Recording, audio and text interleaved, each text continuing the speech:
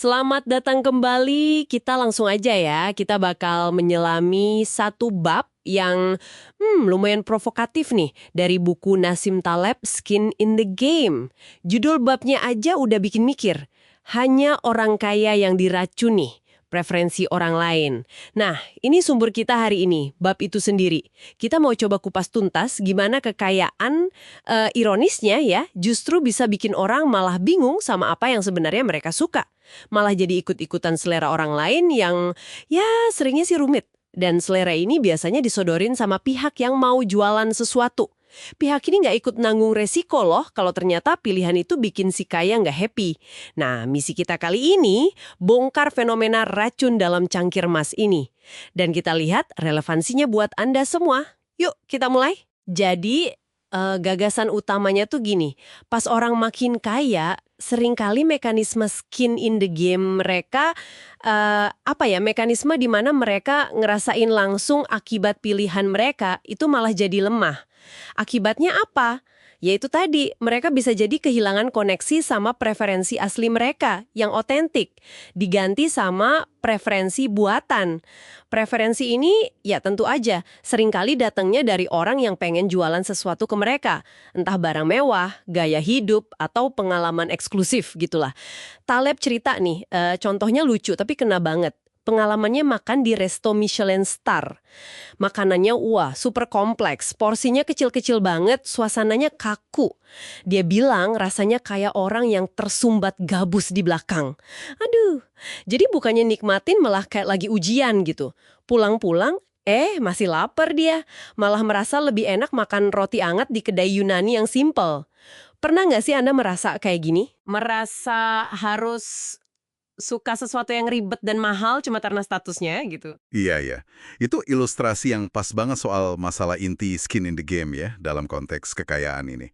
Pihak penjual barang mewah, atau konsultan gaya hidup, atau siapapun lah yang nawarin solusi buat orang kaya, mereka punya insentif gede banget buat bikin hidup kliennya jadi, lebih rumit. Kenapa? Ya karena kerumitan itu bisa dijual mahal. Mereka untung dari jualan itu. Tapi, nah ini dia, mereka sama sekali nggak ikut rugi kalau produk atau saran mereka itu malah bikin si pembeli nggak bahagia. Ini jadi ngingetin kekutipan Seneca yang relevan banget. Venenum in auro bibitur. Racun itu diminum dari cangkir emas. Orang kaya jadi target empuk buat kerumitan palsu ini. Dijualnya sih sebagai kecanggihan, eksklusivitas. Padahal seringnya cuma nambah beban aja. Malah ngejauhin dari kesenangan sederhana yang mungkin lebih asli, lebih otentik gitu. Wah, menarik banget ya. Justru kompleksitasnya itu yang jadi produknya. Tab juga kasih contoh lain, ini lebih dekat sama kita kayaknya. Hamburger lawan filet mignon. Secara rasa nih, mungkin banyak yang setuju ya, hamburger yang berlemak itu lebih nendang gitu, lebih memuaskan. Tapi filet mignon dianggap lebih baik, lebih berkelas. Kenapa? Utamanya ya karena lebih mahal aja harganya. Jadi kayak ada, pemaksaan selera gitu ya, berdasarkan harga.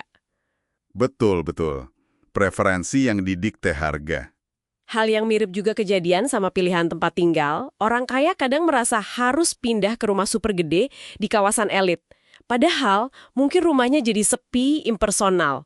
Bisa jadi loh mereka lebih happy di lingkungan yang lebih hangat, lebih akrab, di mana interaksi sosialnya lebih natural. Iya, itu kayak kata Val Fernandes yang dikutip Taleb juga kan. Roma itu lebih gampang dicintai pas masih desa kecil dibanding pas udah jadi kekaisaran megah. Skala itu penting ternyata. Iya, skala dan keakraban. Tapi kenapa ya orang gampang banget gitu jatuh ke perangkap preferensi buatan ini?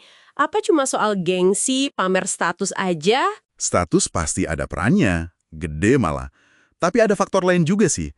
Ini kayak pertarungan antara preferensi buatan yang didorong pasar, iklan, tekanan sosial, sama preferensi alami kita. Apa sih yang beneran kita nikmati secara naluriah gitu? Kekayaan yang harusnya kan nambah pilihan ya? Iya dong, harusnya.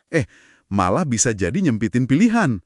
Kalau kekayaan itu maksa Anda masuk ke gaya hidup tertentu demi jaga image atau status, jadinya malah terasing dari diri sendiri kan? Castiglione di buku Book of the Courtier, dia bilang pentingnya ada semacam kesetaraan gitu dalam percakapan, biar otentik. Susah lo otentik kalau kekayaan atau pengetahuan malah jadi ajang pamer, bukan jadi jembatan komunikasi. Jadi alat pamer ya? Iya, Yus, ada semacam kurva U kebalik yang dibahas Taleb. Sampai titik tertentu, oke, kekayaan nambah, kebahagiaan nambah, kebebasan. Tapi kalau udah lewat titik itu, kekayaan malah bisa jadi beban. Hidup jadi terlalu rumit, banyak tuntutan buat tampil, jauh dari sumber kebahagiaan alami kita. Biaya maintenance gaya hidup mewah itu kan bukan cuma duit ya, tapi juga mental. Oke, ini nih kayaknya intinya ya. Jadi pelajaran penting dari bab ini bukan cuma soal makanan mahal atau rumah gede aja. Intinya lebih ke kesadaran bahwa kekayaan itu nggak otomatis berarti hidup lebih baik atau pilihan kita jadi lebih otentik. Justru, kekayaan bisa bikin Anda lebih rentan sama agenda tersembunyi orang lain. Orang-orang yang, yaitu tadi, nggak punya skin in the game dalam kebahagiaan Anda. Tepat. Jadi take away utamanya mungkin gini. Hati-hati sama jebakan kerumitan yang nggak perlu. Sama preferensi yang rasanya asing. Yang mungkin Anda ikuti cuma karena tekanan dari luar atau godaan status. Kekayaan bisa jadi alat pembebas, tapi bisa juga jadi sangkar emas kalau kita nggak waspada. Setuju banget. Dan sebagai penutup nih ya, mari kita bawa pulang satu pemikiran yang cukup provokatif dari Taleb. Dia kan ngasih skenario hipotetis soal Arab Saudi gitu. Pasca minyak, di mana mungkin terjadi penyederhanaan hidup yang drastis. Mungkinkah menyederhanakan hidup, meskipun itu artinya kelihatan lebih miskin dari kacamata status atau konsumsi, justru bisa meningkatin kesejahteraan sejati? Wah, dalam ya pertanyaannya. Iya, dengan cara apa? Ya, dengan melepaskan diri dari belenggu preferensi buatan tadi dan tekanan buat terus ngejar status yang kayak Fata Morgana itu. Ini pertanyaan bukan cuma buat orang super kaya loh, tapi buat kita semua. Dalam pilihan kita sehari-hari, seberapa sering sih kita milih berdasarkan apa yang beneran kita mau, dibanding milih berdasarkan apa yang seharusnya kita inginkan menurut standar orang lain atau pasar? Nah, ini refleksi penting buat Anda bawa pulang terlepas dari kondisi finansial Anda sekarang.